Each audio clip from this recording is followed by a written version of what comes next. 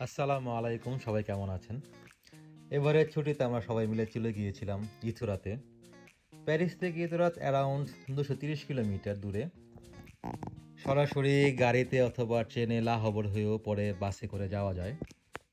তবে আমরা গাড়ি প্রেফার করি।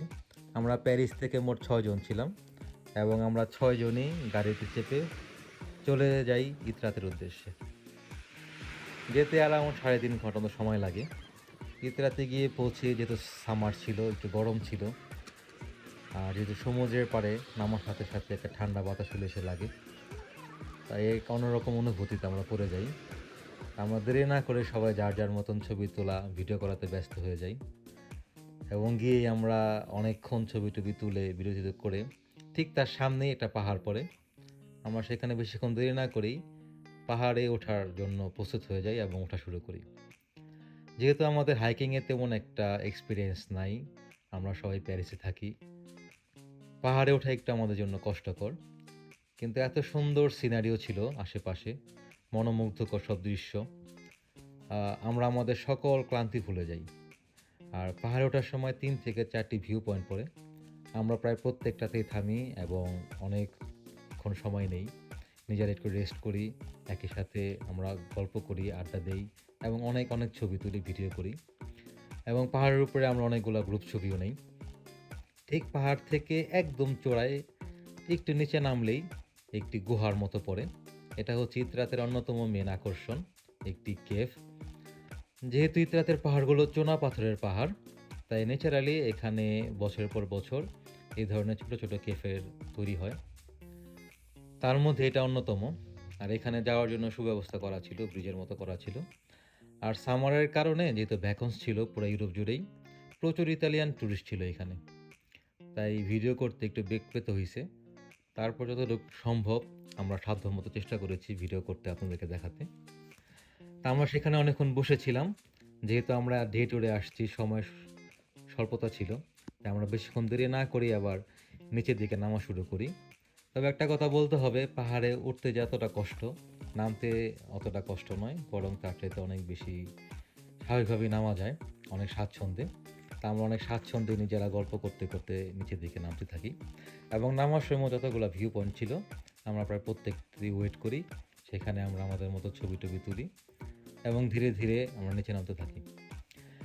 আর পাহাড়ে যে চড়াই উতরাই, এই চড়াই উতরাইতে আমরা প্রচণ্ড রকমের ক্ষুধার্ত হয়ে যাই, একই সাথে প্রচণ্ড টায়ার্ড হয়ে যাই। আমাদের একটা ব্রেক প্রয়োজন ছিল। আমরা কিছুক্ষণ এই ভিউ পয়েন্টে ব্রেক নেই, অ্যারাউন্ড ১০ মিনিটের মতো। তারপরে আমরা নিচে নেমে আসি।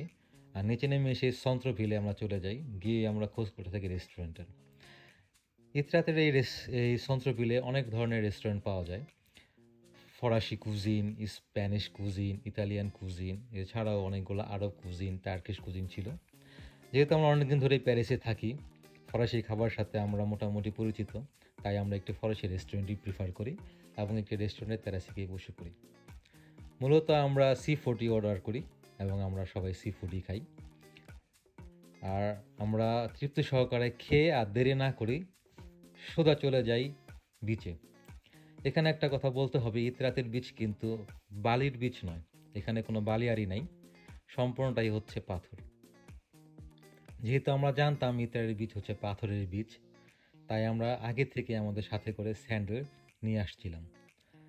স্যান্ডেল পায়ে দিয়ে পাথরে হাঁটাটা অনেক সহজ, কিন্তু যদি খালি পায়ে হাঁটাটা অনেক কঠিন পাথরে, কারণ পায়ে প্রচণ্ড লাগে। যারা আগে গিয়েছেন কিংবা যারা পাথরের বিচে হেঁটেছেন তারা নিশ্চয়ই জানবেন। তা আমাদের পুরো প্রস্তুতি ছিল, আমরা ওইভাবে এখানে এসেছি।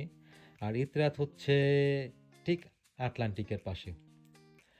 আর সবচাইতে মজার ব্যাপার হচ্ছে ইতরাতের এক পাশে বিচ, আরেক পাশে হচ্ছে সাদা চুনা পাথরের পাহাড়, বড় বড় সুউচ্চ সব পাহাড় এবং প্রায় প্রত্যেকটা পাহাড়েই ছোট ছোট অনেকগুলা কেভ আছে। প্রত্যেকটা কেভই হচ্ছে ন্যাচারালি তৈরি, মানব সৃষ্ট নয়। এগুলোই হচ্ছে এর মূল আকর্ষণ। আর ইতরাতের যেই বিচ এবং যে পানি, পানি কিন্তু প্রচণ্ড ঠান্ডা। যদিও এখন সামার, তাপমাত্রা অ্যারাউন্ড ২৭ থেকে ৩২-এর মধ্যেই থাকে দিনের বেলা, তারপরও পানির তাপমাত্রা কিন্তু খুবই কম। এবং খুব কম মানুষ এখানে গোসল করতে পারে, কারণ খুবই শীতল পানি। তবে আপনারা যারা কায়াক করতে চান, কায়াক করার জন্য কিন্তু ইতরাত অনেক বেস্ট। এখানে প্রথমেই ইতরাতে নামার পরেই আপনারা দেখবেন অনেকগুলো রিসেপশন আছে। সেখানে যদি আপনারা আপনাদের নাম এন্ট্রি করেন এবং নির্দিষ্ট যে শর্তগুলো আছে পূরণ করতে পারেন, তাহলে আপনারা এখান থেকে কায়াক করার বোট পেয়ে যাবেন এবং আপনারা কায়াক করতে পারবেন।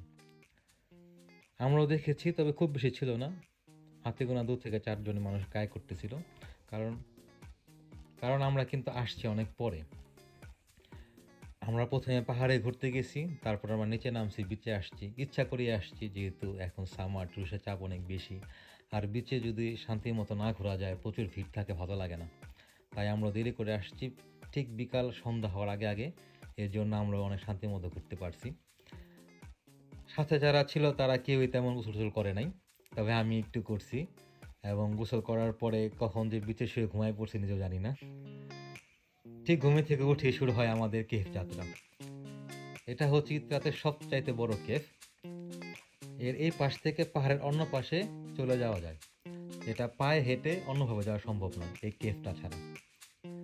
আমরা এই কেভে যাই, আর আমরা ঠিক সন্ধ্যার আগ মুহূর্তে এখানে ছিলাম। আমরা এই চারজন ছাড়া আর কেউ আসলে এখানে ছিল না।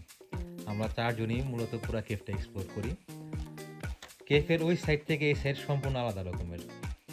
ওই সাইডে যেমন ছিল সাদা চুনা পাথর, উল্টা পাশে সম্পূর্ণটাই সবুজ, পুরাটাই সবুজ এবং সবুজময়। আর ঠিক এখানে আপনি দেখতে পাচ্ছেন, এটা কিন্তু খুবই পিচ্ছিল এই জায়গাটা, কারণ প্রচণ্ড শোভা ছিল এখানে। এই রাতের ক্যাফে এক্সপ্লোর করতে করতেই আমাদের সময় চলে যায়, দেখতে দেখতে সন্ধ্যা নেমে আসে। যেহেতু ডে টোর ছিল আর প্যারিস থেকেও 3.5 ঘন্টার রাস্তা আমাদেরকে চলে আসতে হতো, তাই আমরা বেশিক্ষণ সময় নষ্ট করি নাই। আমরা ঠিক সন্ধ্যার আগ মুহূর্তে আবারও সন্ত্রবিলে চলে আসছি। ঠিক বিচের পাশেই একটা অনেক সুন্দর ক্যাফে ছিল। ক্যাফের একটা অনেক বড় টেরাস ছিল, আমরা সবাই টেরাসে বসি ক্যাফে নিয়ে, এবং ওই ক্যাফেতেও আমরা বসে অনেকক্ষণ আড্ডা টাড্ডা দিই। ঠিক সূর্যাস্ত শেষ হওয়ার পরেই আমরা আমাদের গন্তব্য শেষ করি।